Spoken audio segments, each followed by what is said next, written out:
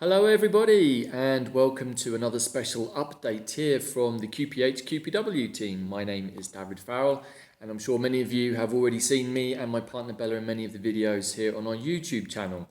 Now today I want to introduce a talk that we did very recently to a special spiritual group, you can say, which we are involved in looking at various quantum financial systems and the future of crypto, but from a more spiritual perspective. Now, I'll talk more about that a little bit later on, but I wanted to give a 10-15 minute sort of preview update before that video, which follows immediately after what I'm about to share. So there are a number of things that we would like to share from our side at this point. First of all, I want to say again a huge level of thanks and gratitude to everybody who has contributed in different ways to my healing process, and I want to give a bit of an update on that because I've had some very good news in the last few days really. I spoke to my surgeon after I got my first scan and x-rays done just over a week ago on my feet to see how they're healing. And the news is really, really good. They're healing super fast. The heels have now almost come back together and bound again. And there was some complications, particularly with the left foot, to do with some of the tendons, and the surgeon was a little worried that maybe I'd have some issues there. But I was a good patient. I did everything that I was told over the last 2 months, and I spend a lot of time meditating and keeping myself in a good frequency, and most of all, talking to my feet on a daily basis, giving them a lot of love, giving them a lot of energetic healing, and so on and so forth. So that means, actually, now I've been given the green light by my surgeon and also my physiotherapist to start doing a series of stretching exercises with my feet to actually bring the muscles back, because obviously after not walking for nearly 3 months, which is what it is now, a lot of the muscles have wasted really from the waist down, particularly from the knees down. Everything is pretty much gone because those calves and those feet muscles and even toes have not really been used. So I now have a 2 to 3 week process of regular stretches several times a day, moving the toes, the feet, even the ankles actually. Yes, the ankles are pretty sore. And that is my objective. And hopefully sometime by the end of this month, as in May or maybe the first week of June, I should be ready to stand up, which is kind of a mind-boggling thing really. It still takes me some time to get my head around these things. To stand up is something that I took for granted for the rest of my life. And then for the last 3 months, I haven't been able to do it. So that's kind of a big deal. And then we'll begin the serious rehabilitation process of physiotherapy, rebuilding the muscles, and basically learning to walk again. As my surgeon said, when you have that level of disconnect between the mind and particularly in this case the feet and the legs, what can actually happen is you forget to know how to walk because you haven't done it for a while. And so it seems kind of weird, and I'm still mentally preparing myself for that. But just wanted to give an update because by all reckonings, I'm healing super, super fast. And I want to share a couple of the reasons why I think that is actually, and how that relates to the video talk that me and Bella did, which we're going to be sharing immediately after this update, and where we see things moving forwards. Now, if you've been following our channel for a while, maybe you've caught some of the episodes of the Quantum Compass that me and Bella put out every 13 days, tracking both the current Mayan wave spell, the astrology of that wave spell, and also introducing some plants and cosmology. You might also have watched some of the really interesting so-called Netflix series that myself and Leslie Shankman have been doing with the Cosmic History Codes, which is really working with what we could call the more fixed star cosmology of our soul through the Antares codes. A really, really beautiful pathway that myself, Bella and Leslie actually ended up recording last year, which is also on quantumplanet.world, where you can start to activate the various different galactic codes within yourself. Now, these come through the forms of different archetypal beings such as unicorns and dragons, and we can say angels and serpents and whales and dolphins and a few others. But really and truly, those also are the representation of certain star system energies like the Pleiades, the Sirians, the Nibiruans or the Anunnaki, and quite a few others too. So very, very interesting material. But also to come back to my accident and my recovery process, it was very clear to me very quickly once I got home from the time in Guadalajara, which was challenging for a variety of reasons. We had to stay there for a few weeks after the surgery so the doctor could come and tend to my wounds and check on them. That was a really critical period where if anything was going to go really kind of awry, it could have done, and thankfully it didn't. Used lots of healing and meditational techniques to get through that process. But once I got back home and then spent a lot of time here on myself, Bella also had to depart to go and be with her family. I spent a lot of time on my own meditating pretty much every day, sometimes for several hours. And I also had to trust a lot because being here in Mexico, there are often things in the world around us that are a little more challenging. The world is in a challenging place in general, I would suggest, and dealing with that required a lot of trust. Trust in the people that I allowed into my space to assist me, my carer who comes every morning to help cook for me and do a few other bits and pieces and help keep the place clean, and also my good friends in the community who've helped by bringing food and various other things to the property. So I've been very, very blessed to be looked after by some really beautiful people, both here in the local community. Also had some amazing medicine from a sister in our tribe, a homeopathist, who really helped me with identifying, we can say, the right remedies that I needed for my healing process. But also, most of all, it was my mindset. That was the critical thing, especially in the run-up to the total solar eclipse, which we talk about on this particular presentation and have been talking about a lot. Also, the 40-day process since the total solar eclipse on the 8th of April to the recently concluded Jupiter Cazimi, which was exactly 40 days, was a very, very profound process for the whole of humanity, which really enabled a new Earth timeline to be anchored. And what do we mean by that? Well, we can understand it from many different perspectives, much more than I'm going to be able to share in the next few minutes. But really, I want to impress on everybody that the fifth dimensional frequency is now much more planetary wide. It's much more accessible, even to go into the astral planes. We can say even to the lower astrals, the fourth dimensional realm of human emotions. That's also looking a lot clearer and light-filled than I've ever seen it before. And so when I was working with all of these energies, what I really understood was that my mental capacity was directly affecting my feet's ability to heal. And on the odd day, because I did have a few moments which were kind of down and I wasn't feeling so great about life, the effect that it had on my feet was profound and very obvious. And actually, what it did was it activated the pain of the feet, and they kind of started speaking to me. We are quantum beings, and our body is the most incredible piece of technology. And what they said was, your mental capacity, Davyd, is going to directly affect how quickly we heal. So if you have a bad day where you think that we're not going to heal, we're not going to heal. But if you think positively and trust and surrender into this process, as you already have done throughout all of this, and as I've talked about in other videos, in the prior experiences I had to the accident on that very strange leap day of the 29th of February, I was already somewhat prepared mentally for a process of surrender, of death and rebirth. And what I'm hearing from many tribe members and many colleagues is that since the April the 8th, many people have gone through death and rebirth processes or are still in the process of going through that. And as strange as it may seem, I kind of went out of my body pretty much for a couple of weeks. I definitely was not really in my three-dimensional body that much. I was, I guess we can say, surfing the realms of other types of my consciousness, and I was able to perceive a certain aspect of myself going away from me, a certain aspect of myself actually dying. So the old could die to the new to be reborn. And I want to share this because I think it's really important moving forwards. The world is a mirror of whatever is going on for us, whatever frequency we're in. So if we're in a frequency of anger or of shame, of guilt, of jealousy, of envy, or any other of those low frequency things, likelihood is that it's going to keep being reflected back at us in our world. And I've now seen really for myself, I knew this already from other healing processes, but the power of the mind at the quantum level when it comes to working with the body is profound. It really is. And I was told it was going to take 6 to maybe 8 months for me to heal. It looks like I could be able to walk again within maybe 3.5 to 4 months, which is pretty good going, I think. And I believe that is down to the mental capacity and the meditations I did every single day.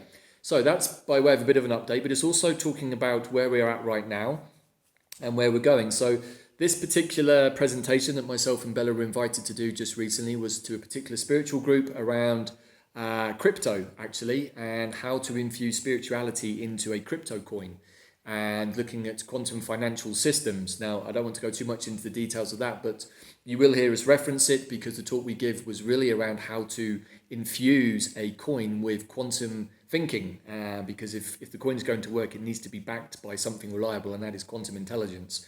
unfortunately, a lot of crypto is not that reliable and is prone to individuals buying en masse or selling en masse, which can basically dictate the value of a coin. So a highly flawed system, really, but out of the crypto world, many of us believe that we are going to end up with a quantum financial system. So the talk that you're about to see after this update and preview is really addressing that, but the talk itself is also addressing pretty much everything in our world that we see right now. As the old paradigm is collapsing around us, that means that the financial system is going to collapse. I saw this week even that a Republican congressman in the US has now filed a bill to basically declare the Federal Reserve bankrupt and void and unable to operate. Now, some of us might say that actually happened quite a while ago and it hasn't reached the masses yet. It doesn't really matter too much. In the narrative that we are dealing with that's presented to us through the screens and the devices, that is, we can sort of understand where the collective is at, and as a consequence, we understand that the financial collapse is very, very imminent. All of the indicators are there. Now, if there's a collapse, then something else is going to have to be born out of that, and there may be some messiness for a while, but if we are truly operating from a non-dualistic space, if we're operating from a quantum financial perspective, we can actually start to have some confidence that certain crypto coins could be backed up by the quantum intelligence of spiritual humans. So that is really what the talk is addressing in some ways, but this is also very much part of the motif of our own metamorphosis process that we've been going through here, well, originally at Quantum Plant Healing, or QPH, but also as we transition across to our other platform, quantumplanet.world. Now, we were guided by the plants we were working with to call time on the Quantum Plant Healing project and platform. And we were told as part of that, the plants wanted to assess the impact of working with humans in a quantum intelligence capacity over the last 2 years. Many good things happened, and also the plants also were able to perceive that there was still some inbuilt resistance to humans to being actually able to receive their healing messages, and still some sense of separation that plants and humans were somehow not one and the same thing. So that really also feeds into the idea of the oneness of the collective spirit. And of course, that when we invite a plant like the beautiful dandelion into us, dandelion is a part of us, and we can call on dandelion at any time. And of course, dandelion is a master of time. He loves to show us that the only true thing that exists is the now. He's also great at helping us to activate our dormant DNA. He is a master geneticist, as we've talked about many times before.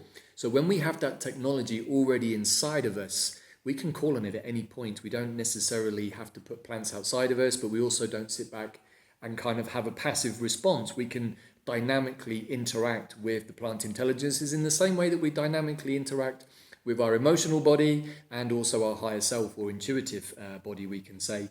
So there is always a dynamic response needed from us as humans at the quantum level. The observer and the observed needs to function in that way.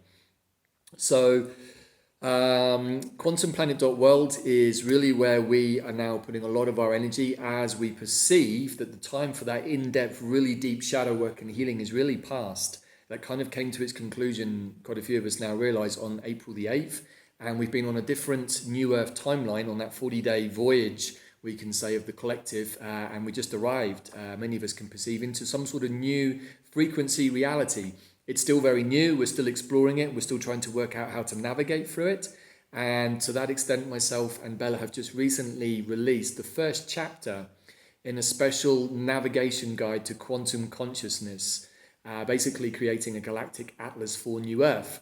Now, that's working with many of the modalities that you'll know us for, including plants, including Mayan time, including astrology, including cosmology, to show that there is a different way that we can start to navigate the new reality that is going to form around us. The old Gregorian calendar, as we've talked about before, is really something that's incoherent. It doesn't really make an awful lot of sense. And for sure, when we found out that it was originally set up by Julius Caesar to collect taxes, it all started to make a lot more sense. So these are the sorts of things that we're going to see collapse in the world around us in the coming weeks. I would suggest very, very soon. In fact, 2024 looks like the pivotal year when everything has to change. But also, we shouldn't be afraid of change. If we're resisting change because we don't know what it looks like, chances are we're holding on to something that really wasn't set up to serve us that well. And of course, many of the last few years, we've had to deal with the offered medications and many other inverted aspects of our healthcare system, we can say, but also we can see that our political system is really not functioning properly and is, we can say, possibly corrupt, or maybe definitely, depending on your viewpoint, almost to the point where most of us have switched off and not paying any attention right now, which is fine. But if we switched off and are not actively taking steps to create something new, there's a strong possibility we could get caught in some sort of limbo between the old and the new. And so that's really what I wanted to share in this preview, is that you can access this brand new, I wouldn't want to call it a course, it's a journey, a 13 chapter journey. Each episode is released every 13 days for the next 13 wave spells, we can say, in the Mayan time. So this will take us up until around about the middle of October. And it's an unfolding journey. And in each chapter, which you can access just for $26 on our channel, and then you can watch that back at any time you want. You can reference it. Lots and lots of intel, lots of juicy stuff to work with, but it's also the first steps on a huge voyage of discovery as we basically map out our galactic atlas for New Earth. So please do check that out. It's I'm going to put the link in the show notes. We also talk about it in the video. But also up until the 23rd of May, just want to shout out that we're giving a 20% discount off any of the courses on quantumplanet.world. And just to reiterate, those include the Stellar Nations pathway with Leslie Shankman. They also include a wonderful sacred art of geomancy with my own teacher, Dr. Patrick McManaway, which is really all about how to work with the environment, how to work with the land, the elementals, the nature spirits. And of course, there's my partner Bella's wonderful Mind, Time and Magic course that really is a super powerful transmission about how to work with this particular flow of time as we sort of let go of the Gregorian calendar. And having been here meditating pretty much solidly for the last 2 months every single day, I can say that once I shifted my focus down to the energy of every single day and made every day important by feeling the energy of it, looking at the astrology of it, I found that I suddenly have a different perception of time. I seem to have more time to do the things that I want, but I also seem to have more time to rest, which of course I really, really needed. So I think that's pretty much it. From my side, just wanted to share all of that, and please do take some time to watch this presentation. There's a lot of really juicy material in there where we weave together the threads of everything that certainly we are using in our life right now to make it make sense, to make it coherent, but also so that we can expand with these wonderful energies of the Jupiter Cazimi, the wonderful ground up energies of Taurus, into a new world vision, or a new earth vision, we can say rather, for ourselves, but also for the collective. This is a time when we can dare to dream and not perhaps try to dream the old paradigm into a new format, but to completely dream something different. Just give yourself the opportunity, everybody, to dream of something completely different without putting any of the blockages there. This is what fifth dimensional consciousness is about. It's about creativity, it's about non-duality, and it's also about getting the monkey mind out of the way and stopping those fourth dimensional astral emotional blockages, triggers, traumas and wounding from actually preventing us from rediscovering, or we can say remembering, the totality of ourselves. And also in the doing so, we'll remember why it is that we're here at this time. And that's where these pathways that we've laid out on QPW really come into their own. And for sure, any of the people who've done Stellar Nations or even Bella's Mind, Time and Magic course recently will testify to the fact that their reality no longer looks the same. So there we are. It took a little bit longer than I expected, but of course that's my style normally, everybody, as you probably know by now. And just wanted to preface this upcoming sort of hour-long presentation with this information, and really hope that you got something from the sharing here, but also that you take some really interesting bits and pieces away from the presentation. But also to say that we did a follow-up live call to the QPW tribe, which if you join up to our site, you can do for free. It takes about 20 seconds, and you can access that live call where we share a lot more information in regards to all of this as well, to make it even more coherent for everybody. So hopefully that all makes sense. Please do enjoy the presentation, and we look forward to seeing you on QPW. And if anything there catches your interest, make sure that you get to use that 20% discount code QPW20, QPW20 at the checkout, and you will automatically get that reduced price. So thank you, everybody, and look forward to seeing you all on a call or over on QPW very soon. And here is the presentation for your enjoyment. Ciao for now.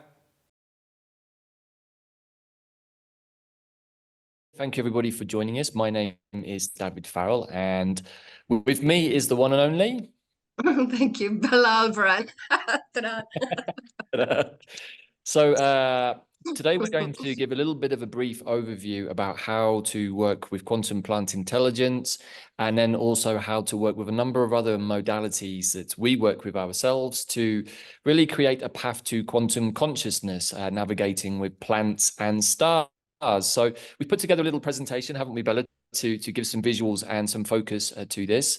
And we're going to take about an hour or so, I guess, to talk through these key points and to give a few pointers. And then, as Melinda said, we'll take some questions and answers. So, all righty. Good. So we would like to ask everybody to please mute your microphones. There will be a session at the end to ask questions and anything that we talk about here. The idea is that we can record this so that people that missed this presentation can go back to it and in case there is something useful or they want to review. Right. So we want to start with a little introduction of who we are and what have we been doing and how we came to the group as well, because I think that's important as well. So do you want to start with the QPH pathway that we had? Yeah, sure. So let's just bring up that slide. And we're going to begin really where our journey began together, which was with quantum plant intelligence and actually being linked through astrology, as indeed Jodie will know because she came via the same pathway into our lives too. And that was originally through doing some astrological shows with people like Pam Gregory and Kelly Hunter, and I'm sort of fusing my world of plants with the world of astrology and finding a way to work with plants and with your natal birth charts and also with mundane astrology. And when me and Bella first met a couple of years ago through one of those astrological connections, we were guided by some plants, particularly dandelion, who we're going to talk about. And we also had some assistance from an ascended master called Zach, a 26th dimensional being, channeled by our friend Janet Trelawa. And there was a plan hatched, we can say, to bring quantum plant intelligence more fully into the mindset of humans. Now, not necessarily a particularly new concept. Plant medicine is very well known, particularly in this part of the world, in Central and South America. But plants and humans have worked together for millennia, and that's what makes plants really interesting because they have a very unique view on humans, and particularly when it comes to healing. So did right, Bella, to set up quantum plant healing, in fact, just over 2 years ago, or almost exactly 2 years ago. Yes, and together with that, an amazing project and idea that it's in Mexico. We have an amazing place which we have as a mid to long-term plan, which is beautiful in the mountains, and it's part of a pyramid. We think it was a pyramid, and then it was a monastery, and now I think we're going to make it into a place of dreams and wonderful things because it has beautiful gardens and it's by a lake. So that's a mid to long-term project as well. Right. And so those two things, working with plants and working with intention and intuition, are really a big part of what we do. And one of the major plants that we do work with is dandelion, which I'm going to give a bit more about in a minute. But also just to add to our backstory, my backstory is working with herbs and plants, plant medicine, shamanism, taking people on guided retreats. And Bella, also you worked working with plants in a laboratory in a more scientific form, right? So my background was corporate until I woke up. I was working with a pharmaceutical company, a really big one. And then that was in the UK. And then I went fully into the plants and making my own essential oils, working fully with medicinal plants. And then I met Davyd, and we went more into the quantum plant intelligence. But yes, a lot of connection with plants for a long time. Yes. Right. And so at the beginning, we were guided we were still coming out of the back of the last couple of years, really, and people have become very separated, very isolated. And this mechanism that we're using now, Zoom, has almost become the predominant, I would suggest, mode of communication between many of us. And on the one hand, I think many of us have found it a little challenging to be so reliant on the tech, but at the same time, it's enabled these kinds of conversations to happen, which really weren't possible that long ago, to be honest, and we weren't doing them in such a way. So it inspired us to do something which I never thought I would do, which is online immersion immersions and retreats, and we found a way with the help of the plants to take people through processes in a collective energy space held really in the ethers, but also somehow in cyberspace, which I never thought was possible or even wanted to do, but somehow we made it possible, right, Bella, with the assistance of Dandelion. And that was, in fact, almost a year ago to this month, we did our first immersion with Dandelion, and we Two took people. years. 2 years, sorry, 2 years, yes. We took people through a process where a series of teachers, myself and Bella included, and other people, herbalists, astrologers, Chinese med, all kinds of different kind of modalities that somehow synchronized and came together in a coherent fashion that would take people on a journey into the world of that particular plant. And the very first one that we work with, and again, this plant I would suggest is probably the most important plant that we can all have in our awareness right now. And this is dandelion, Diente de Leon, as it's known in Spanish. And this plant at a herbal level has many, many gifts. It's very well known for detoxing the liver.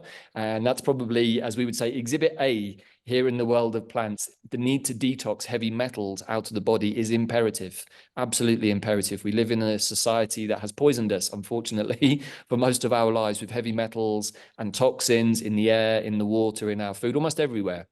And dandelion, along with some other plants that we're going to talk about today, is probably one of the key plants, right, Bella, for helping us to detox the system of those unhelpful toxins.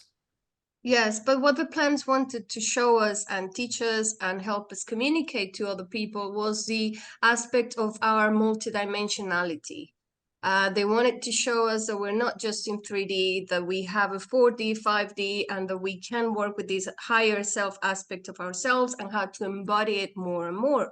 And obviously, there was a process of shadow work, lots of heavy healing, core wounds. We went through lots of immersions where people went into their whatever needed to be healed, including the physical body, so that we could understand more and more about that aspect of going into different timelines, which it also showed us how to do. You can do a healing that affects generations. You could even do past lives healings through the connection once you understand how to work with this beautiful and tiny plant that is a dandelion, which in reality is just an amazing being, which we're still figuring out more and more. It's been an amazing guide.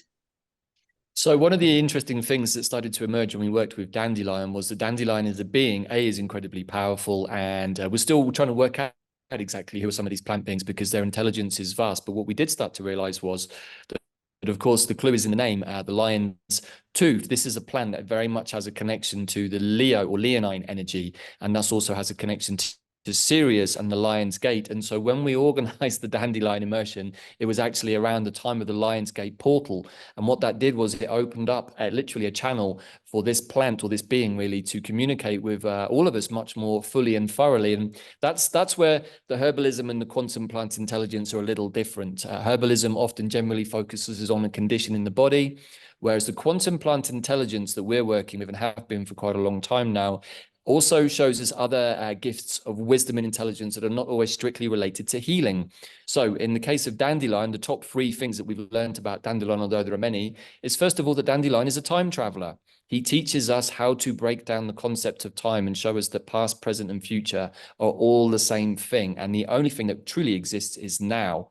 Now, I'm sure we've all heard this many times before and probably sagely agreed with it without necessarily contemplating exactly what does that mean. But when you're in the moment or in the now, as dandelion will show you, and this is, I think, probably one of the biggest giveaways we want to give away today, if you don't already know this, is that dandelion will start to show you very quickly synchronistic events to show you when you're in the flow. So this, because we're going to come back to that a little bit later in the talk. Second thing that we learned about dandelion, he is a master geneticist. This has been proven by botany because when the botanists tried to classify dandelion, they found that its DNA structure was so varied that they ended up with running into thousands of different species. And at that point, they sort of realized that this is a plant that can change its own DNA at will to basically adapt to any environment that it's in. Pretty cool technology, right? So these are some of the ideas that we start to get about dandelion, and also the fact that it is connected very much to the Leo energy, hence this big kind of sunny aspect that it has with the sun. It's also very connected to the solar energy. Good. So yes, they came to show us many things, and as Zach, the Ascended Master, shared with us, the plants have always been here, knowing that they like planning the solutions for what humanity needed during our evolution. So they knew that this was the moment to come and share some of those messages, which is what we have been doing for the last 2 years. And now we're evolving to a new level of messages, which we will share probably towards the end. Yeah. Let's get up. Right. So the basic delivery method that we have developed, or that the plant showed us, really is actually fairly straightforward. You need to invite the plants fully into your heart, into your system, into your energy field, and let them go to work on the field. These are plants, particularly plants like the elder tree or the elder bush, that are neuroimmunomodulators, which means that they can actually scan our field and talk directly to the cells, the organs, without us needing to get involved. Really, really incredible interfacing technology. And I think that once we start to understand the quantum technology that these plants offer and how they actually work in our systems, without listening to some of the BS that comes from the Western medical system. Away from those cords. Hola. Please mute your microphones. Oh, I'm so sorry. I accidentally hit the button. My kitty was trying to pull. Not to worry, it happens. So the main method of delivery is to invite the plants in, maybe take some essence. If you're feeling like you need to detox, definitely engage with teas and tinctures and various other medicines. But also the way that we did it, right, Bella, was to open up the channels so that we became the hollow bone channels for the plants to talk through us, and also the other teachers that we would invite into the immersion space. And that really was the basic premise from the plants, is that they wanted us to understand that we are all one. There is no separation between us and them. And the moment that we invite them in, we give conscious recognition in our own sense of self that we are part of the natural cycle and the natural environment. So Dandelion is really here, I think, as the architect of fifth dimensional living. There are many important plants in the world, but this one is so readily available. It grows almost anywhere, which also speaks to its ability to adapt and thrive in even the most tough terrains. Yes. And they're here to show us how advanced we are. And they're just trying to mirror and teach us which is the path to fifth dimensional living. So let's go to the next plant, but we'll be coming back to dandelion because it's everywhere within our all of our projects, really. So the second plant we wanted to share today, there are reasons for the plants we're sharing. We could have shared hundreds of different plants, as I'm sure you plant lovers out there will be, well, hey, why don't you talk about this one? Well, we're just choosing two or three today that we think are important to put into people's awareness. And wormwood is kind of come more into prominence in the last few years because of its connection to ivermectin. It really is the base medicine for ivermectin. It's a parasite killer, we can say, as indeed are all of the Artemisias. This is Artemisia absinthium, which of course has given rise to the very famous or infamous drink, we can say, of absinthe. But also there is a whole family of Artemisias, over 400 in fact. They grow all over the world, and there are three major subcategories. There are the sagebrushes, Artemisia tridentata. There's also the mugwort, Artemisia vulgaris, Artemisia suxdorfi, coastal mugwort, which is a really beautiful species that grows on the west coast of the US. And then there are the wormwoods. The wormwoods are by far the most bitter. If anyone's ever drunk a wormwood tea, you'll know that you want to put a little bit of honey in that and not make it too strong, because otherwise it's going to make your face curdle. But these plants are really, really amazing at getting rid of parasites, first of all in the body. That's mostly what they're known for. But this is a beautiful thing about plants, is one of the major things that we've learned over the years is that whatever a plant does in the body, it also does at the energetic level, both terrestrial and extraterrestrial.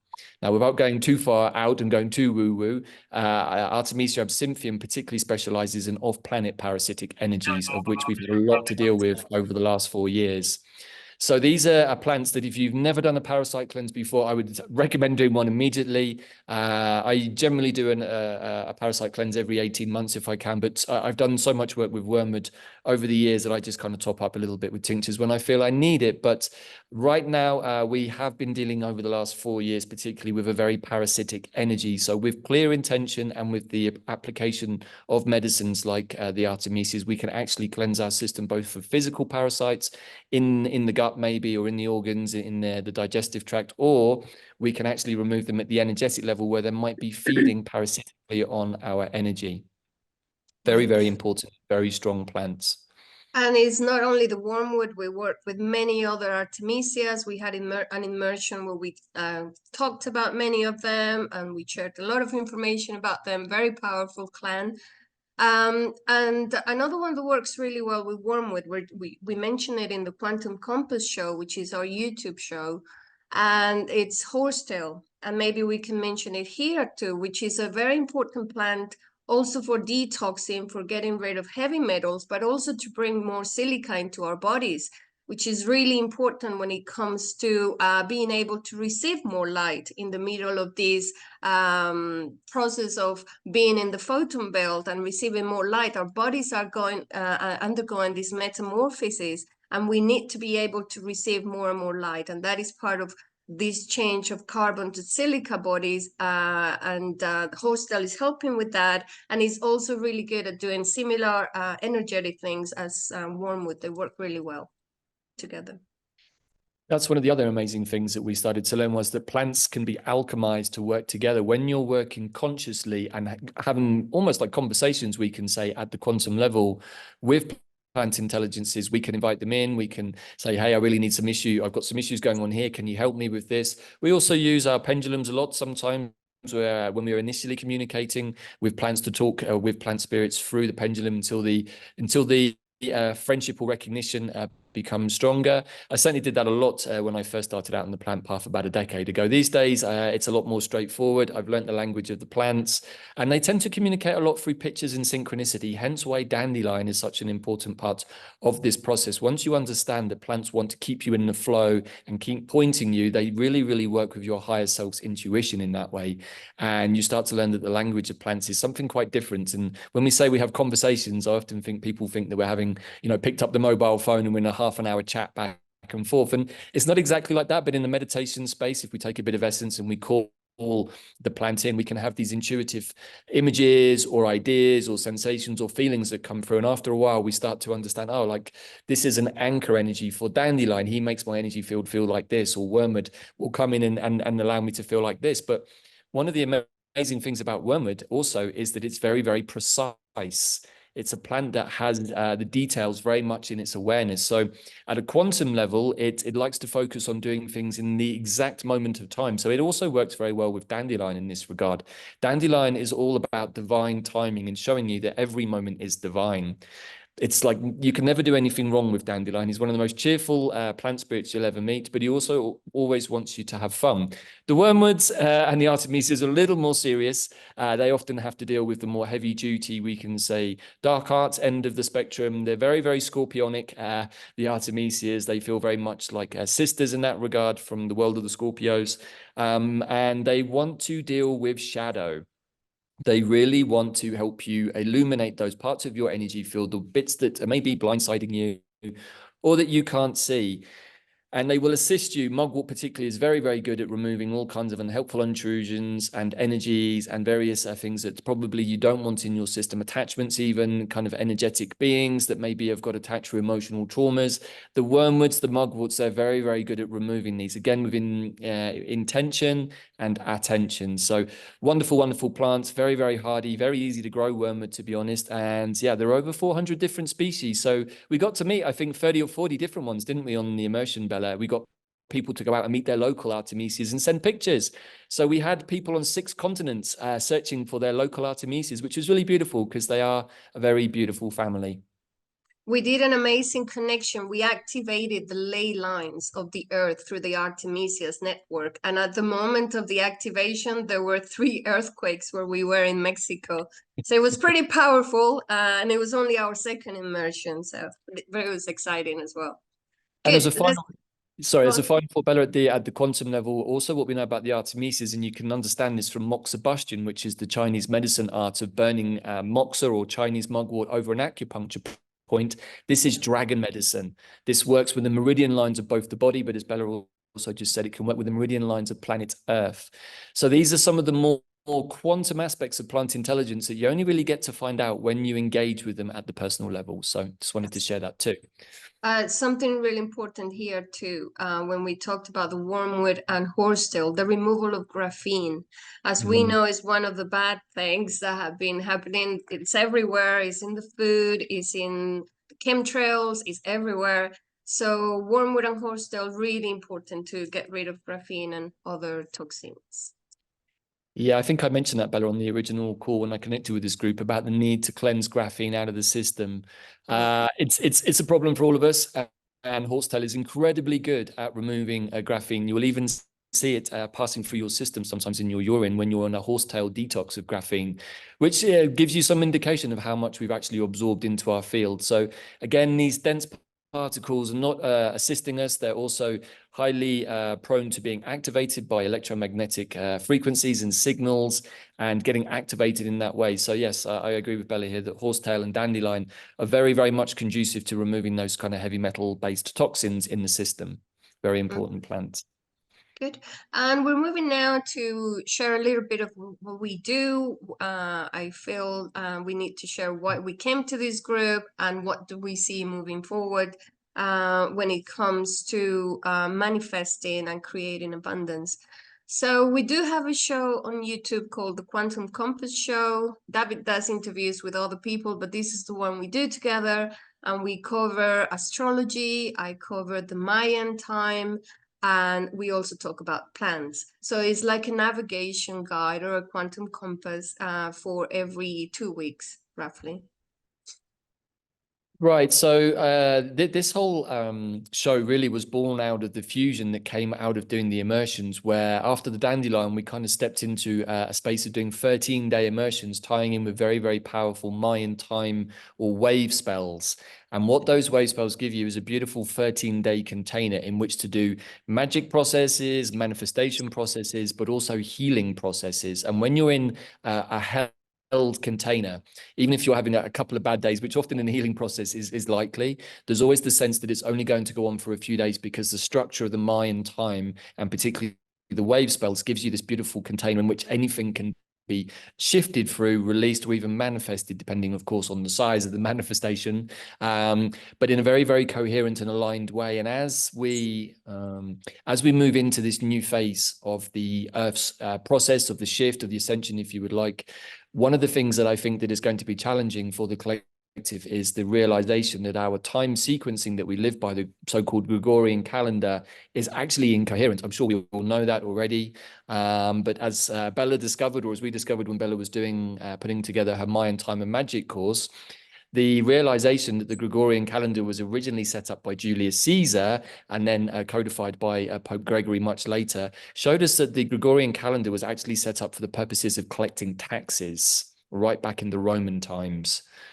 So I think that's probably all you need to say about that, right?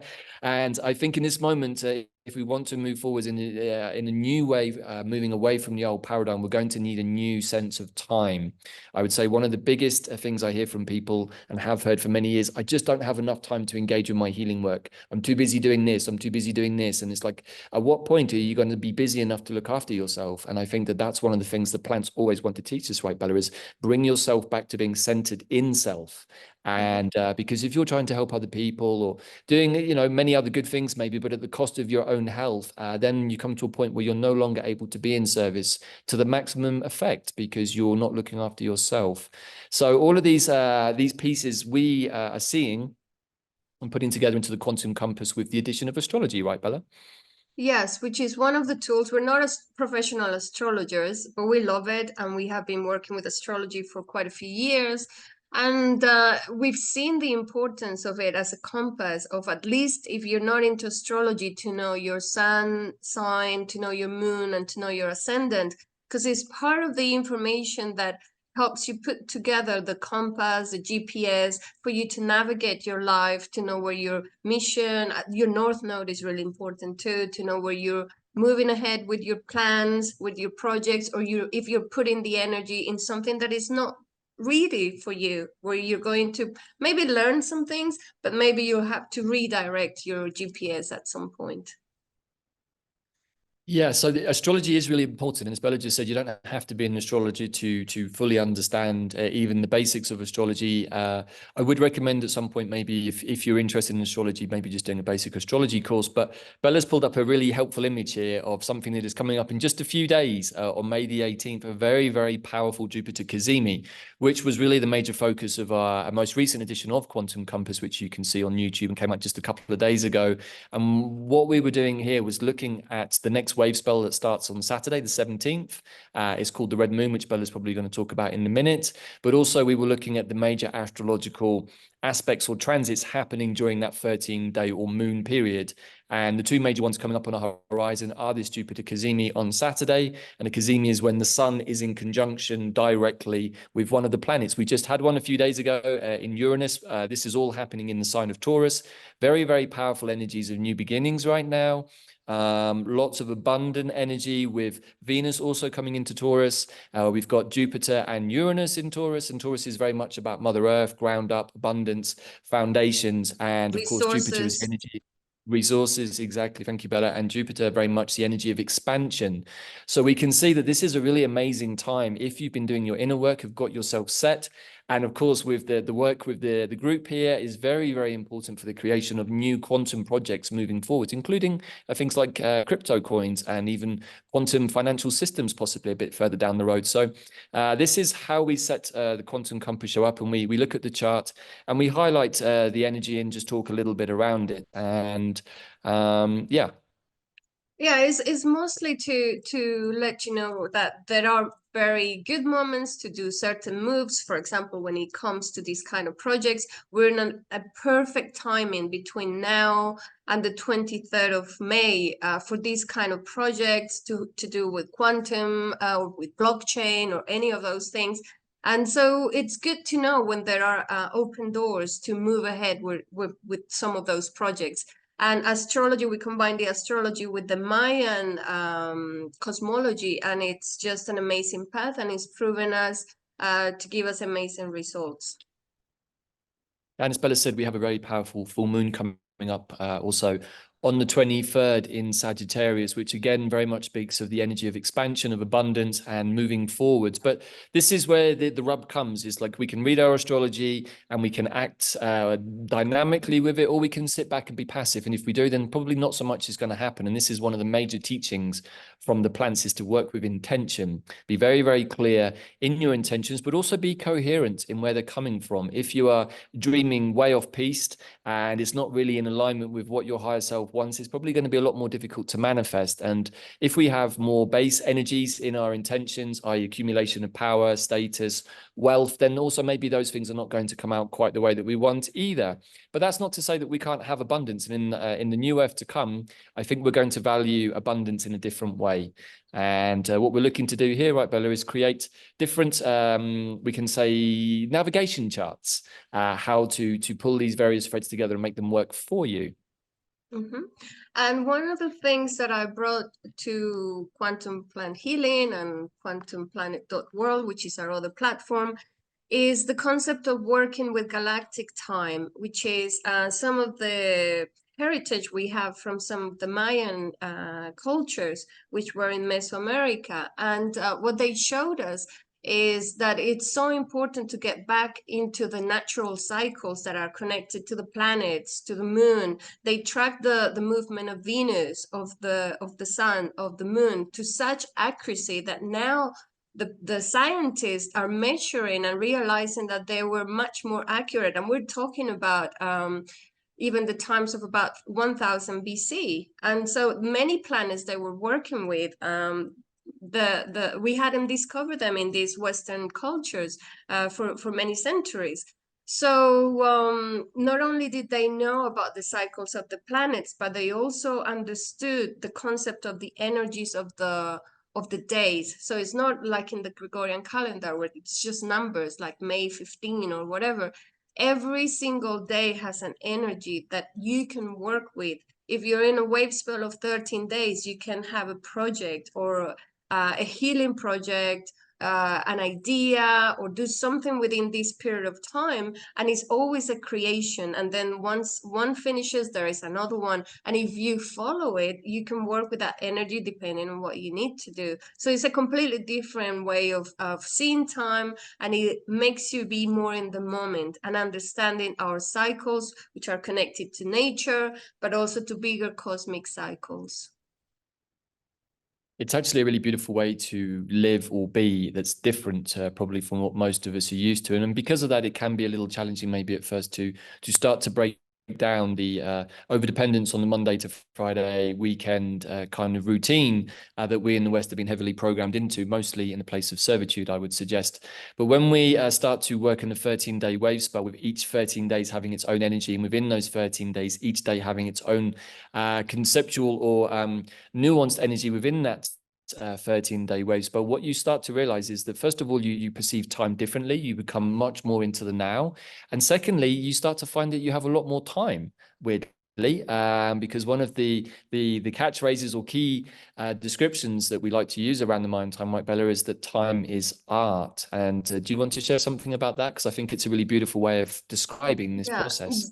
That and the idea of the current Gregorian calendar gives us a number of months that are uneven. They don't connect to anything. Some months are 28, others 29, others 30, 31.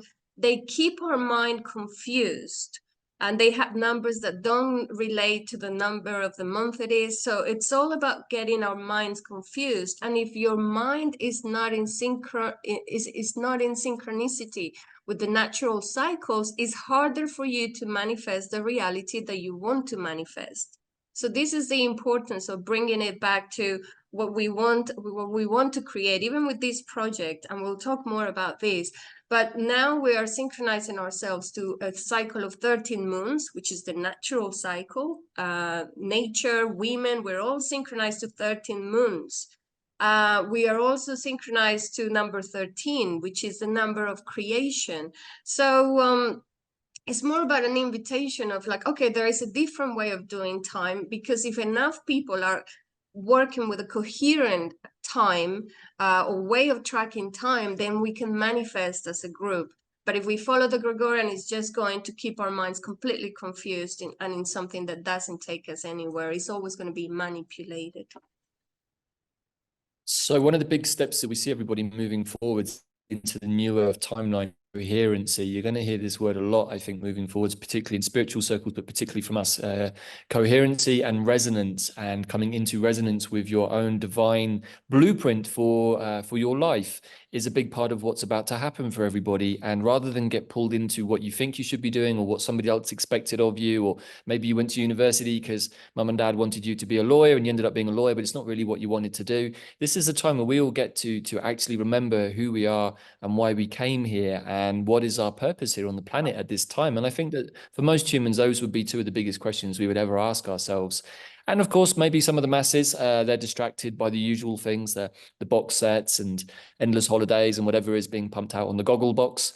But that's not for us to worry about. As we move forward, everybody will find their own place in the right moment. And one of the things that Bella has put together recently, which I found to be super useful, even having been working with this mind time for the last couple of years, is this mind time and magic course.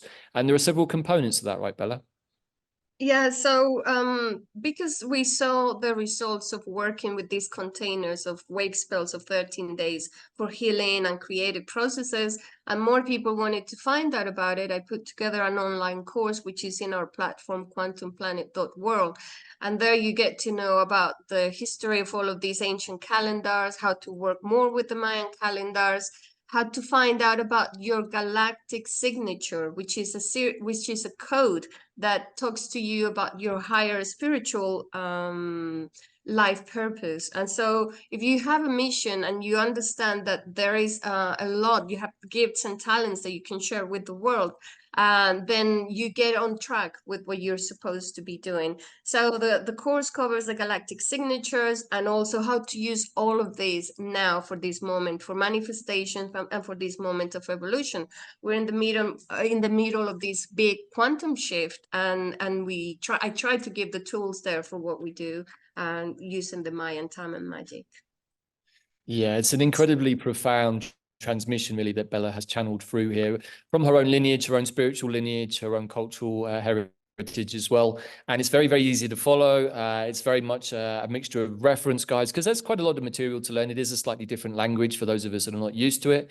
But also I would like to share from my own point of view, from the point when Bella first showed me my galactic signature and my glyph, which is the cosmic skywalker. It suddenly made sense of what had been going on in my inner world since I was a child, a side of myself that I'd found difficult to share because it didn't really fit with the Western mindset. And to be a skywalker is really to be someone who is able to walk through different realms of consciousness fairly easily. I'm naturally able to do that, but that hasn't always fitted very well in the environment that I was brought up. So what it's done over time is allow me to feel more that I can be myself and actually live my galactic signature, rather than living the face maybe of some of the other characters I've worn in my life. I also worked in the corporate world for a long time as an event organizer, working in random fields such as car parks and traffic management. So I had to be a businessman for many years and wear that face. And then for a long time, I've also been a plant medicine healer, but those were never really my true self. And when Bella does glyph readings for people, it's like an activation happens, and it's like this galactic part of yourself wakes up and remembers, oh my gosh, this is who I truly am.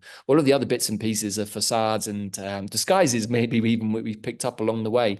And when you combine the Mayan with the astrological blueprint that you come in with, your natal birth chart, you can really learn a lot about yourself. And that's okay. It's not a case of being egotistical or full of your own stuff. It's like you want to know who you are. You want to know what is the truest and most holistic extent of yourself. And why not? We're all amazing beings, super, super talented, super amazing beings. And I think that as we step onto this more elevated timeline of consciousness, that a big part of it is stepping up and remembering who we are in our multidimensional selves. I don't know what could be more important, and also what could be more expansive. Hence why we have this Jupiter Cazimi here 40 days after that incredibly powerful total solar eclipse that happened on April the 8th. It's really important to connect with your sacred codes, because if many of us do this, then collectively we can create that reality that we want, which is the new earth that we are all trying to manifest through all of this. Now we're going to talk also about another project we have in quantumplanet.world, and it's Stellar Nations. Do you want to talk a little bit about it? Yeah, so this is kind of exhibit number 4 in our little catalogue of things to help you become quantum. And this particular pathway is something that originated out of Hungary about 15 years ago, I think, maybe a little bit more, a bit less, with 2 ladies called Bea and Aniko. And for a very interesting process, they were able to access and channel basically different stars. It's a long story. It's a very beautiful story. But in doing so, they're able to channel 13 different nations, what they call the stellar nations. And these include things like unicorns, dragons, angels, serpents, arthropods, winged lions, the bears, which is the Christ consciousness, whales and dolphins. I think I got all of them there, right, Bella? I think that's all of them. The Pegasus, very important. And the Pegasus, of course, the Pegasus, right? And each one of those stellar nations really encompasses a group of stars, and those group of stars will really encompass names that you're more familiar with: the Pleiades, the Arcturians, the Sirians, Andromeda. Andromeda, right, and quite a few others. And what's really interesting is that when you engage with this material, speaking from my own experiences, it activated my DNA. Those strands of DNA that were turned off are really our cosmic DNA. And this pathway, through studying what is called the Antares code, which is based on your natal astrology, you can get to understand that what we would call the more fixed stars in the sky, the constellations even, they actually also have some part of our consciousness residing on them. So when we activate, say, the unicorns, which is the first step in this pathway, we're basically reactivating our 8th dimensional creative selves. The unicorns are very, very creative. But also what this wonderful pathway does is tell a story of the cosmos through archetypal energies, which when you read your own chart and you feel into the life that you've lived, you can see where your fallen angel has manifested itself, or your fallen dragon self has manifested itself. But you can also see the higher notes where maybe your magic side from the nations of the serpents, who are really the Anunnakis or the Nibiran people. So all of our upstream cousins that we carry the DNA of, they're all basically featured in these 13 different stellar nations. And there is a beautiful story that unfolds that is both the past, the present, and the future, which again is where our good old friend Dandelion comes back in, and where we start to bring all of these different threads of the astrology, the Mayan time, the plants, and our cosmology or our cosmic DNA into one place, which is really us. We are a vessel for all of these things. And the more attention that we give them, the more we're going to be able to see that about ourselves. Yeah, so it's beautiful material. And Davyd does a show also with Leslie Changman, which is like the ambassador in the US for Stellar Nations. And she's the one that did these shows with us, these modules that we have in quantumplanet.world. So if you're attracted by the energy of the whales, of the dolphins, of the unicorns, just know that there is more information behind it, and it is connected to your galactic and cosmic DNA and codes. Okay. Yeah, very much so. In fact, I just released a brand new show today featuring the upcoming Jupiter Cazimi on Saturday, and we look at the stars that Cazimi is activating, and it's really beautiful to see the story that comes through. We've done a series of these now, and they're so coherent as to what is going on down here in our world. They almost give us this navigational guide to, oh my God, this is why this is coming up for me now. This is, you know, some part of myself getting activated here. So we're using all of these tools around us, everybody, to navigate what is quite choppy water at the moment. You know, the end of an epoch, the end of an era, it's never going to be a clean handover. There's always going to be a little bit of collapse, death and rebirth, phoenix energy. And a lot of what we are trying to share is not to get overwhelmed by it, not to get swept away by the water, but to get your beautiful old school longboard out and start riding those waves like you were in Hawaii in the 60s or something, you know. So that is what we're trying to do, is to stay above the water, to stay light and not have the density in our fields, which is going to drag us back down into some of the more perhaps tumultuous things that we could see in the second half of 2024. And offer a series of paths that you may be interested in. So you may be more connected to the galactic information, so you could go with Stellar Nations. You may be more interested in the nature of time and go for Mayan. You could be into geomancy, which is land healing, and we also have a course on that, which is also super important.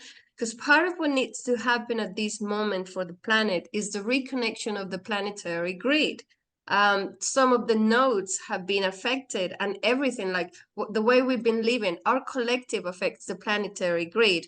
And because our collective subconscious mind has been so blocked with all of the Gregorian time, with the amount of shadow that we've had to deal with everything that we've been told from government, education, medical system, you name it. It's so convoluted that the planetary grid is not in coherence. And part of what we can do as we do our inner work is we send that information to the quantum field so that we can do some of this work. But we can do it with the Earth as well, with the planet. And this is part of what this course is about. It's about land healing in your space, or to much bigger levels, which Davyd and I have had to do quite a bit around Mexico and the US in different missions, which maybe one day we'll share more about. Right. So the point of sharing this, everybody, is just that we are kind of sharing how we like to operate in the world and what is it we think is important, and also to show that maybe some of you out there might have, for example, more of the dragon codes from the Stellar Nations. Those are the elemental beings, the air, fire, water, and earth elemental beings. That's why they're so intrinsically linked with Far Eastern medicine. The Far Eastern people are very much linked into the dragon codes, hence the martial arts. And so what we have been guided to do over the last few years is to try and find the right people who are sharing these different pathways. In this case, my wonderful teacher, Dr. Patrick McManaway, who I learned geomancy from many, many moons ago. He taught me how to read the landscape, how to work with the elemental energies, how to talk to the nature spirits, all of course, which was a little easier for me because I was already working with plant intelligence. And so switching from elementals and plant intelligence backwards and forwards was something that became fluid and natural for me. So doing geomancy work is something that was already naturally in my codes. And that's the point here, I think, that we're trying to share, Bella, is go with what is natural for you. Some people might naturally be geomancers. Some people might naturally be sound healers or want to work with crystals. That's fine. There's a multiple array of different creative tools and gifts that we can work with. And that, I think, is a big part also of fifth dimensional living, is living in that place of creativity and working with the true essence of yourself, no matter what it's for, whether it's for healing, magic, or manifestation. And geomancy is something that speaks to a lot of people generally who like to work with plants and astrology, because it's all interconnected as well at the end of the day. Right, and all of this sharing from our side is mostly to as part of this group now. It's to understand the importance of raising our vibration so that we can create that abundance. And if we work as a collective, we can manifest these kind of ideas or projects like the one about this particular coin that we're interested in. So first, we need to look at a few things, and we've mentioned this. I've heard people in the previous calls talk about the factor about fear, and it's very important to address that. We need to look at where is that fear coming from, because any of those things can block the manifestation process. So it's really important to look at fear from different aspects, inner and as a collective as well.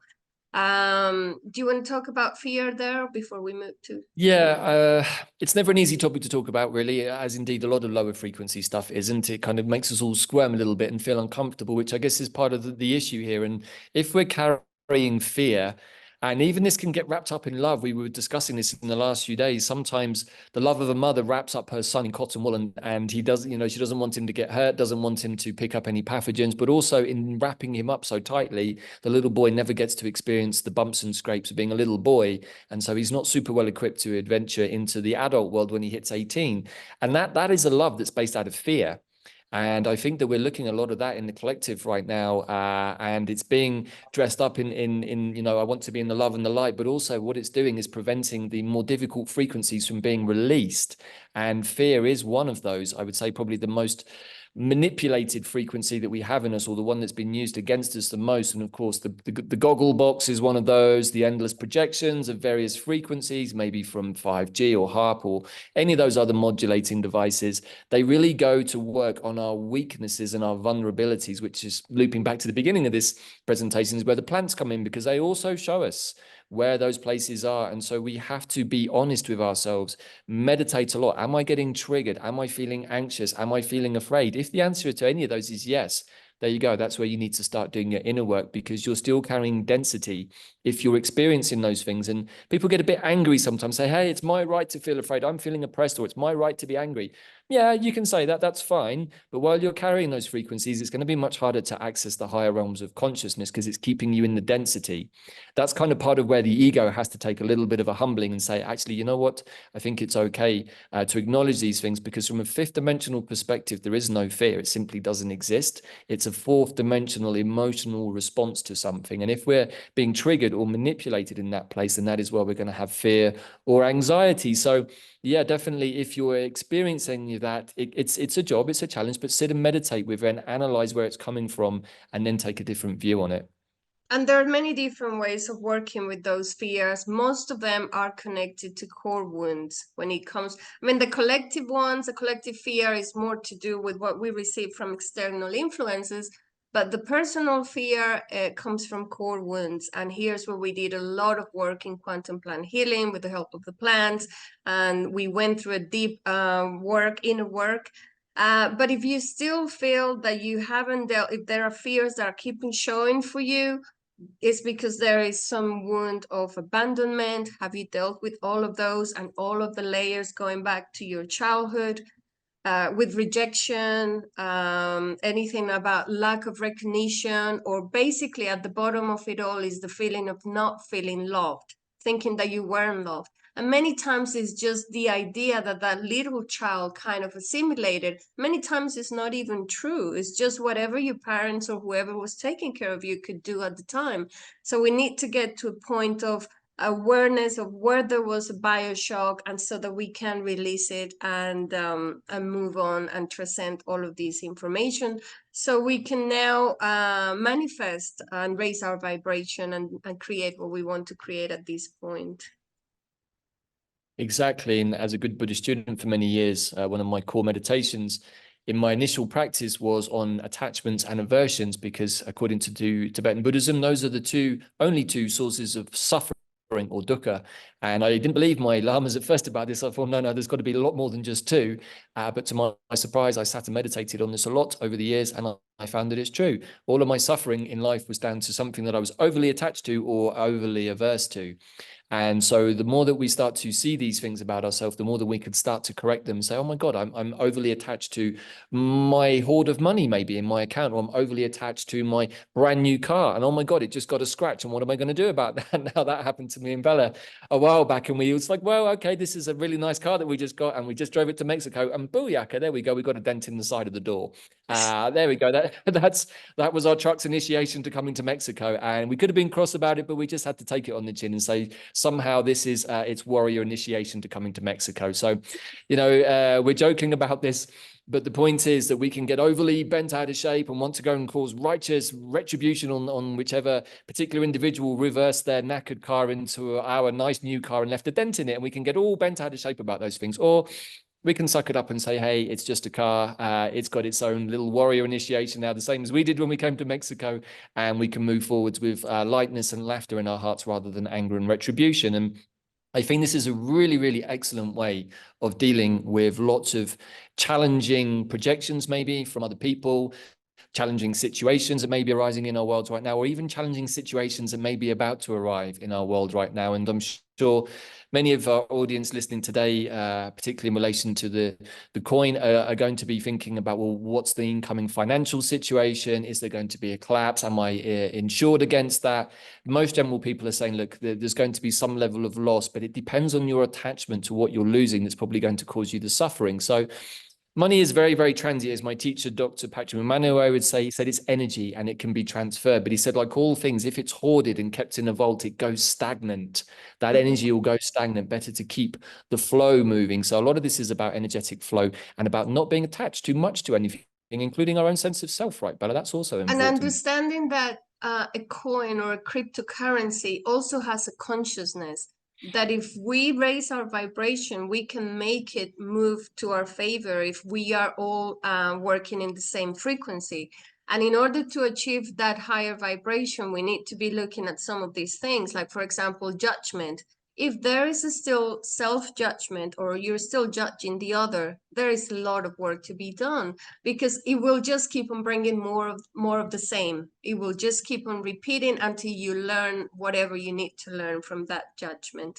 So if you're still feeling that, please just take a moment to reassess, why is this giving me this feeling, this sensation? Why is it triggering me? Use lots of forgiveness and compassion towards yourself and towards the other, and understand that everybody's different. We need to be tolerant, and working with the astrology, with the Mayan glyph or galactic signature, and all of those things we've been mentioning, gives you that level of tolerance to understand we are all different. We all have gifts, we all have talents, we all have something to share. But when we create as a collective, we can create something wonderful. And this is a great opportunity, I say, with this group, to create something that is going to change the life of many people, and many beautiful projects for New Earth could move forward. Right. So rather than focus on the things that can go wrong, I could get cyber attacked, I could lose this, I could lose that, that invariably attracts more of the same kind of energy. So it's a self-defeating philosophy. What is much more interesting is what we have been sharing and what we've learned, which is to communicate with the consciousness of something, to communicate with the conscious of the coin that we're working with, and to understand how are we all going to work together to make this work. It's much more creative, and it doesn't have any of that fear energy in it. And also what it really shows is that we're working from the fifth dimensional manifestation place down into the third dimensional place of physicality. If we're trying to do it the other way around and try to engineer this from 3D up, it simply doesn't work. It just simply doesn't work, as anyone who's remotely quantum will understand. And the same is true about our health, which is why the Western medical system doesn't generally work that well, because it's trying to fix things only here. It's not giving any focus or attention to what are the energetic or emotional disturbances behind what is causing the disturbance in the body. As a healer for many, many years and clearing many people's vibrational fields and physical bodies, I can say with some level of certainty that everything I've ever witnessed that's a physical complaint in the body has an energetic component that is the origin of that complaint. I haven't found anything yet that doesn't fit that rule. So we can understand that what happens here in the 3D is the end of the line. It's almost like the end of the train line. And if we're only catching up to that fact now, it's like, oh my God, that's when we realize we suddenly get sick for no reason. Like we get to Christmas and we take 3 or 4 days off, as is common. Suddenly many people get sick at Christmas or on their holiday. Why? Because they hadn't slowed down long enough to take a few days to be engaged with themselves. And then the body goes, oh, I think it's time for healing, time to bring something up and out. And it's often a surprise for people. They suddenly get sick. It's like, I didn't know that I was sick. It's like, well, because you hadn't given yourself any time to assess what was going on for you. So these are all really important. They're all fairly straightforward points, I'm sure, that you've all heard before, but they are really, really important to come back to yourself, to investigate yourself, what is going on for me right now, and not to brush things under the carpet, kick the can down the road, because all that does is just build the problem up into something much bigger. And when it does hit you fully and you have to deal with it, it's probably going to be a lot more painful or a lot more challenging. So a lot of this is preventative medicine, energetic preventative medicine. And on that point, then we need to talk about resistance, which is something that is big and is whereas in such a moment, is the shift is here, the change is here, and it's a moment for metamorphosis. It's a moment for going, flowing with the change of what's coming. But if we're still stuck with limiting beliefs of, no, I still need to put my money in this bank, or I still need to do this or that way, of everything that we've been used to, it's time to open our minds to completely new, different of doing things. And it could be like what we're doing with this project of the coin and the new financial system, which is let's create a new way of doing things, and we can all contribute to the way we want it to look, but we need to be able to let go of what doesn't work anymore, or with the need of manipulating or controlling things the way they used to be. Something needs to be let go of so that we can create something new. Very, very important point. And sometimes in my meditations, I get to have a bit of a look-see in the astral planes of what is really, really going on for everybody here in this process. And what I've seen recently is consistently the same thing, is that all of the manipulating heavy, we would call them mafia boss forces in the world, have been removed. They're simply not there anymore. And so it's left me questioning what is holding up the current narrative that we are seeing playing out on the TV in front of us. And the simple truth is it's all of us. We're holding up the narrative because we're too afraid to let it go, because we're more akin to these low frequency narratives than something else. And so it's a bit like the Stockholm syndrome that many people have talked about. It's easier to hold up, I'm still ascribing to this pain system because I know it. I don't know what that system over there is because I've never experienced it before. Therefore, I'm afraid of it. And it's kind of like that's the incoherence that we're dealing with in our world. Is like, and at some point in a death and rebirth phoenix process, which is what we're going through at the end of an epoch here, we're going to have a moment of trust where we jump and we surrender. And that's where having confidence in our higher self, and also to remember that we agreed to come into this experiment. We must never forget that we agreed to all of this. And if you ever have a moment where you're not sure what's going on, I would suggest that for me has been one of my major meditational points over the last few years, is I agreed to this. So why is this happening for me right now? Really important question we can ask ourselves a lot. And the invitation we have for the group with everything that we've been doing is for us to come all to a point of coherence where we're all thinking the same, where we're saying the same things about the project, where we're feeling and visualizing it happen and being successful.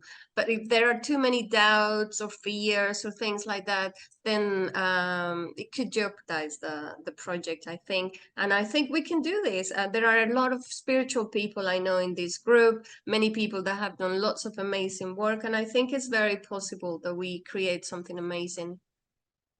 And also just to say on that note that when we're working together, it's not that we're not discerning, or it's not that we're querying things. We do that all of the time. The process of discernment is super, super important. But if we're being deliberately obstructive because we're running a fear-based program somewhere in our system, that's a different kind of thing altogether and not helpful. And if we're working in a group dynamic, I think that we all have the responsibility to ourselves and to each other not to bring that into the mix and not to project our own fear-based ideas into the mix, which will then actually lower the frequency of what we're trying to do as a group or as a collective. In this, we're presenting all of this information here in the context of the project that we're all involved in with you guys and gals, but also this is a motif that we use for pretty much everything, right, Bella? And this has led us to our latest offering, which is coming out on Saturday, 13 Steps to Manifesting New Earth. Yes, a navigation guide to quantum consciousness. So many people that have been following us and working with us have done a lot of inner work, but they are ready to, they have been dreaming with us and now they are ready to create, to manifest their dreams, to create some of their projects. And I feel that this also could be very useful for this collective, which is 13 steps, 13 chapters or episodes, where we give you the keys of how to put that dream into a container and make it happen. And this is the offer that we have for you guys at this moment. So this is a kind of a culmination of all of the things we've been talking about here this morning, but also of our work of several decades of inner work, and as teachers, both of us in different modalities, working with energy, working with plants, working with many different things. But most of all, what we understand now is that we are having to work with frequencies and timelines that are beneficial to all of us. And as we say adios to the old paradigm timeline and all of its inverted natures, which again, coming back to the geomancy, when we see that all of our major nodal points on the planet have had inverted cathedrals, churches, banking institutions, etc., placed on top of them, we can understand why we have such inverted and incoherent systems, such as the healthcare system, the financial system, the education system. They're all utilizing inverted energy points. And as we shift into the new earth, part of the uplift of new earth itself is going to be the reversion of those points. And as that happens, there will be an upsurge in energy. And all of those beautiful places, those spots, those sacred sites and their associated areas will give possibilities for the original blueprint to start to come forth. And each and every one of us will have an opportunity, according to our natural inclinations, our natural gifts, to participate in the construction of the new earth that we're all moving into. But as always, it requires some dynamic interaction from our side to do so. And so this new 13 chapter offering from us, there will be a different chapter released in the video format, easy to watch, just for $26 every 13 days, or every wave spell for 13 wave spells. So this is a journey that we're unfolding here. And each episode or each chapter can be dived into at any point, rich in content, rich in ideas, lots of energy being transmitted, both myself and Bella, through this from our different lineages and backgrounds. And if you watch these kind of storybook chapters, we can say you should receive the energetic transmissions, which will start to activate those various possibilities within yourself. So we're super excited about this, right, Bella? It's kind of a culmination of what we've been working on for the last few years. Yeah, we were told by the Ascended Master as well that he will be coming through in some episodes and also some of the plants. So there will be transmissions directly from them at some point during this new path. We're very excited about it. And really and truly, this is our way of encouraging people to step onto our QPW or quantumplanet.world platform, which we created over a year ago in preparation for this moment. And really, this has 4 major initiatives covering healing, art, earth, and cosmology, because we perceive these to be the major creative or points for healing and internal transformation that are going to be needed for the new earth. And we place art and creativity very much in the center of all of this, because as we said earlier, time is art. And when we're in that creative mode, we start to find that naturally everything around us starts to vibrate to that level of the 5th dimension, of the goddess energy that's also returning very strongly into our world now since that eclipse. And this is our platform. It's created with 5th dimensional intelligence and consciousness. So the Deva of our website, we give conscious awareness to everything that we create. Everything is done very precisely, using astrology, using the moments when the energy is most conducive. And in that way, even with a website or with a coin, you create a Davic spirit that is made up of that precision and that intelligence that you're imbuing into it. And when you start to look at everything in your world in that way, your world is just one big playground, because everything has a possibility to be interacting in that way dynamically with it. And I think that that's also a big part of what me and Bella want to share moving forwards, is that start to look at the world like that, rather than a fear-based, challenged Krypton factor exercise. It can be something that's much more playful and uplifting and light, and everything can have that touch of magic about it. And this platform, even though it was created by us, in the future, we see it as a network of many different projects that are quantum, healing with frequencies, healing with crystals, creating amazing devices, everything for creating a new earth. That's why it's called quantumplanet.world. And that's what we see, a new world that we all participate with our ideas, with our energy. And this is our invitation to you. If you feel like there is something that you need to share, that you want to share, or maybe once you develop your projects, we can then present it here. And if you're interested in anything that we showed here, like the Mayan course or the Stellar Nations or the Geomancy, we're going to have a discount up to the 23rd of May, right? Until the full moon, a 20% discount for with a code. What is the code? Right. So the code is very simple. Just put QPW 2020 at the checkout and you will get an automatic 20% discount. And that's on any of the courses or Stellar Nations bundles that we're currently offering, which is pretty much everything on our site. And as Bella just said, QPW was really set up to offer a platform, I guess probably for quite a few people on this call too, to be able to put quantum healing techniques, quantum technologies being developed, and they could also be for things like how to clean up the oceans, even for more cultural, indigenous-based exercises, because obviously when we talk about the Mayans, and me and Bella often joke about this, is that the Mayans are really our ancestors of the past, at least here on the planet, but they're also really time-traveling star beings from the future who came from our future into our past, left us pyramids and glyphs, which we're now really rediscovering fully with the help of some of our brothers and sisters like the wonderful Jose Arguelles, who helped set up the harmonic convergence back in the 80s. And we kind of feel like, Bella, that we're moving into the next phase of what he brought through, because he also left a seedbed for people like us to follow into at this point, because the Mayans are super smart and they knew that we were going to need this way of observing and participating in time at this moment. So they left it in the past from our future. A bit of a headbender, but it starts to show you that past, present, and future are all happening simultaneously, and that we can have a lot of fun with that. And all of that so that we can now create a new reality, which is the moment we need to wake up and reconnect our codes and dream and be able to manifest it.